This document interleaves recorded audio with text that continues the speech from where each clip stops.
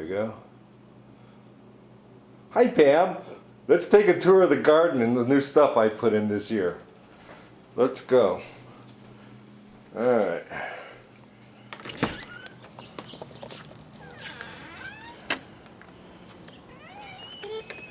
Alright, let's see. First thing was the herb garden. And Celia didn't want to have herbs. She wanted to have flowers.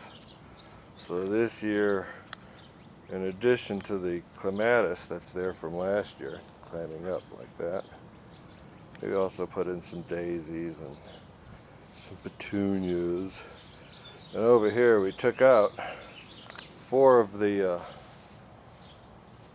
peonies and I moved them up front, and it made room for more flowers. So I smothered that with marigolds and made something out of the bucket. The jasmine died from last year, so we're going to reuse the bucket for those kimonos. There's my parsley patch, taking care of itself. Alright, back here we have the that's the poppies, and that's my white rose. Let's back up a bit here. My white rose, and these are normally the red roses, but they're not ready to bloom yet. And that one's a little bit sickly. I don't know if I'm going to get any blooms off it at all. There's my compost heap, and we're no longer going to grow grapes because it attracted too many raccoons and possums and stuff. So I think we're going to try to let the roses climb up there and take over. And if I can get clematis growing at the bottom and getting it covered with flowers, that would be nice too. Our neighbors abandoned her property, so it's all weedville next door. And I think I'm going to have to go over there and mow it just so it doesn't look abandoned. Don't want to attract the wrong kinds. Well, a money tree right there. And there's the other side of my garden. Put some stuff in some pots, some petunias, and a little selection of everything over here. And these are the other clematis that are blooming up on the side of the building. And let's see, we got I don't know if we can see her, but there's a cardinal nesting in there. No, she's not in the nest right now. But in that barberry tree, that red thing is a family of cardinals, and it's kept me from cleaning up the bottom of it because I don't want to disturb them. Here are my newly planted gladiolas coming up behind the roses in the strawberry patch. And when I was moving one of the roses, it snapped, and so I lost one right here between these two. But I'm trying to recover it.